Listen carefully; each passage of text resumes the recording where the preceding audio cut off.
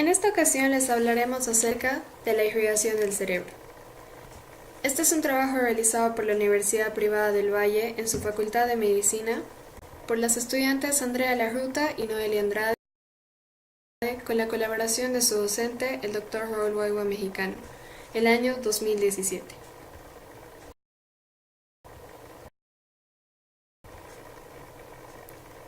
Como una introducción al tema, debemos decir que las arterias que irrigan al cerebro dan origen a dos tipos de ramas, las corticales y las centrales. Las corticales, tal y como dice su nombre, tendrán la función de nutrir la corteza cerebral, y las centrales oxigenarán estructuras subcorticales. Las arterias principales que irrigarán al cerebro van a ser las siguientes: la arteria cerebral anterior, la arteria cerebral posterior, la arteria cerebral media,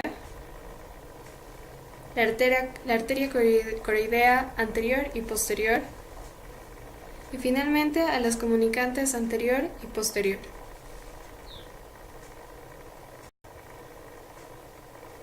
El polígono de Willis. El polígono de Willis, también llamado anillo de Willis o círculo arterial cerebral, es una estructura arterial en forma de heptágono, como se puede observar en la imagen, que se localiza en la base del cerebro. Esta estructura está formada por dos grupos de arterias: las arterias carótidas internas y el sistema vertebrovascular. Este último está compuesto por dos arterias vertebrales y la arteria o tronco basilar. Esta red está organizada de forma anteroposterior, es decir, que las arterias carótidas y sus ramas irrigan el área anterior y las arterias vertebrales y sus ramas se encuentran en la parte posterior. La importancia de este polígono es que es el principal responsable de la irrigación cerebral, es decir, va a suministrar sangre al cerebro y a las áreas circundantes.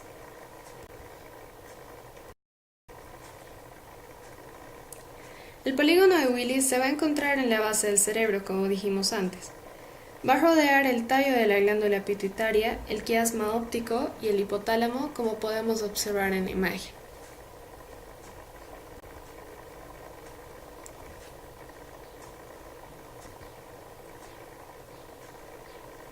La arteria cerebral anterior.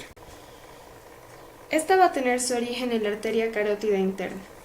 Se va a orientar, como vemos en la imagen, hacia adentro y hacia adelante. Va a pasar por encima del nervio óptico y se dirigirá a la cisura interhemisférica. Antes de introducirse en la cisura interhemisférica, se anastomosará con su homóloga del lado opuesto a través de la arteria comunicante anterior, de la cual les vamos a hablar en unos momentos. Esta rodeará el cuerpo calloso, como podemos observar en la imagen, para ubicarse dentro de la cisura interhemisférica de la cara medial del hemisferio cerebral. Sus ramas de distribución cortical serán las siguientes: la arteria frontal anterior, la arteria frontal medial, o también conocida como frontopolar, la arteria callosa marginal, que transcurre por la cisura del cingulum y se dividirá en dos ramas, que serán la arteria frontal interna media y la arteria frontal interna posterior. La rama terminal de la arteria cerebral anterior será la arteria pericallosa, que dará origen a una rama importante, que es la parietal medial, que a su vez se subdividirá en la arteria paracentral, en la arteria precuneana y en la arteria parieto-occipital.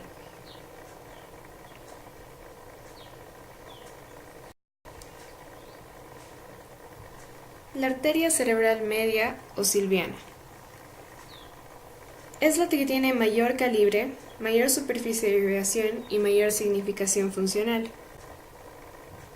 Esta se originará también de la arteria carótida interna. Cruzará la sustancia perforada anterior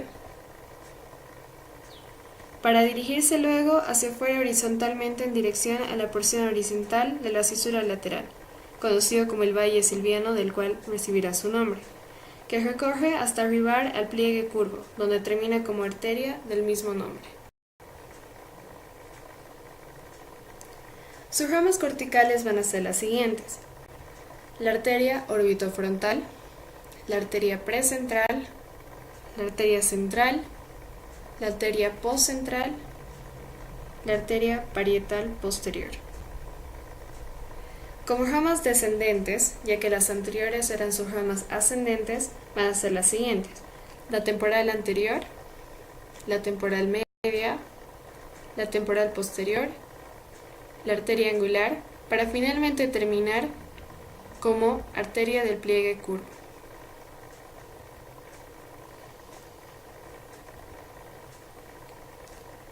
La arteria cerebral posterior. Esta también tendrá su origen en la arteria carótida interna y es la que podemos observar en la imagen. Resulta de la bifurcación de la arteria del tronco basilar. Rodeará inmediatamente a los pedúnculos cerebrales, no sin antes relacionarse con el tercer par craneal, es decir, el oculomotor. Se ubica entre el mesencéfalo y la quinta circunvolución temporal, es decir, en la hendidura cerebral, y cambia de dirección para llegar a la cara inferior del lóbulo occipital. Después de un corto trayecto, se ubicará en la cara medial del mismo hemisferio, y va a llegar a terminar en la región de la sexta circunvolución occipital o cuña. Sus ramas van a ser las siguientes: la arteria temporal anterior, la arteria parieto-occipital medial y la arteria temporal posterior. Esta arteria, al llegar a la sexta circunvolución temporal o cuña, como mencionamos antes, cambiará de nombre y se convertirá en la arteria calcarina.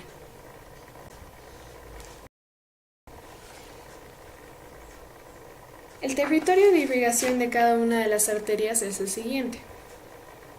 Como podemos observar en ambos cortes, en el caso de la arteria cerebral anterior, en la cara medial irrigará toda la superficie del hemisferio cerebral por delante de la cisura parieto-occipital medial.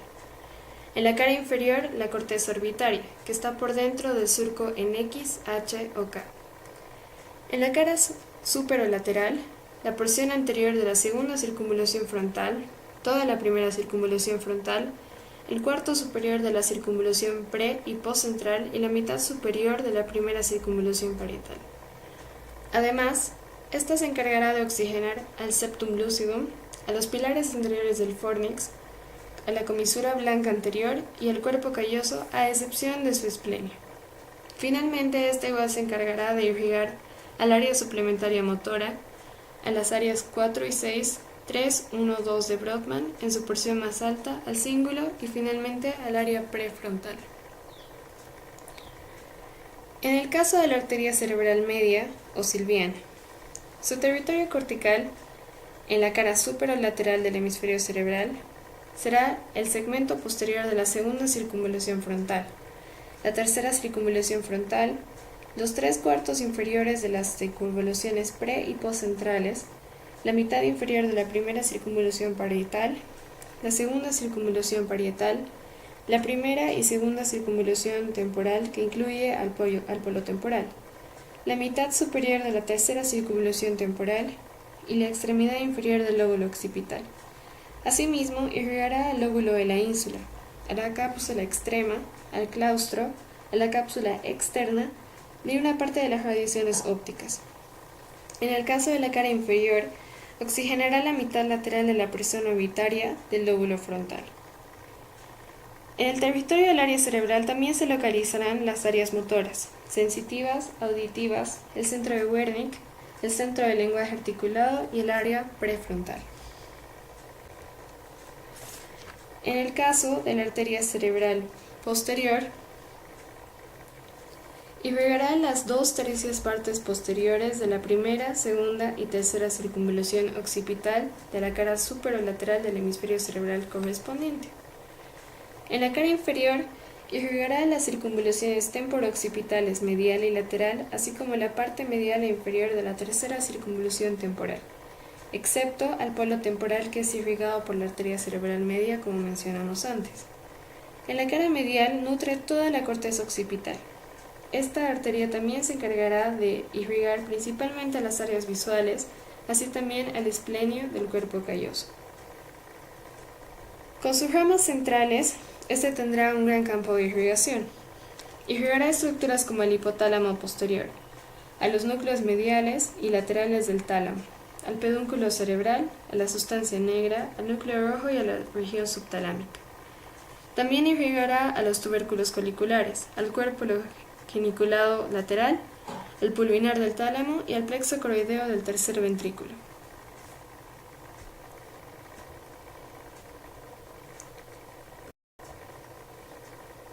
Como ramas terminales de la arteria carótida interna tendremos a las siguientes.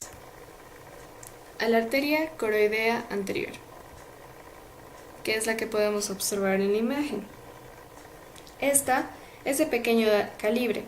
Se dirigirá hacia atrás siguiendo el tracto óptico, llegará a la hendidura cerebral para irrigar a los plexos coroideos de los ventrículos laterales a nivel de la prolongación temporal o esfenoidal.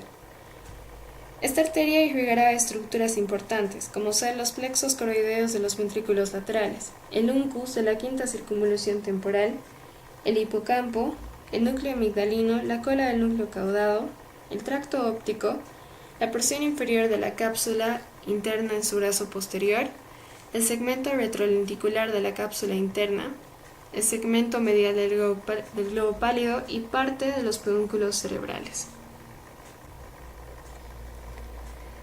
En el caso de las arterias coroideas posteriores, pueden ser 2 o 3. En este caso les hablaremos acerca de la arteria coroidea posteromedial y de una arteria coroidea posterolateral. Es una rama de la arteria cerebral posterior. Se encargará de irrigar a los plexos coroideos del tercer ventrículo y nutrirá el sector pulvinar del tálamo. En el caso de la arteria comunicante anterior, la que podemos observar en la imagen, es bastante corta e irrigará junto a la arteria cerebral anterior los núcleos supraópticos y paraventriculares del hipotálamo mediante finas ramas. En el caso de las arterias comunicantes posteriores,